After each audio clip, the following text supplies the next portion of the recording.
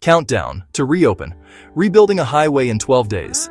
Day 12. The clock starts the second. The highway shuts down.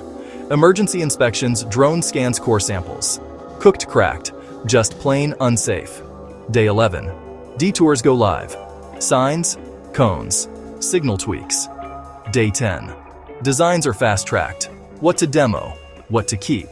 Swapped with prefabricated parts. Day 9. Procurement sprint. Asphalt rebar rapid set concrete beams. Day 8. Demolition goes surgical.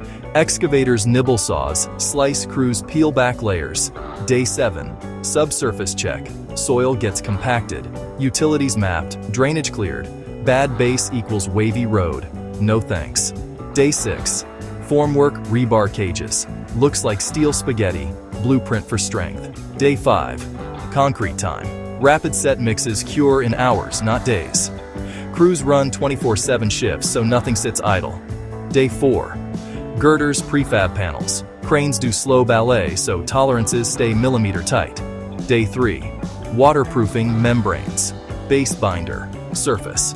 Each layer gets compacted and laser checked for smoothness. Day 2. Rails. Barriers. Expansion joints. Drainage grates.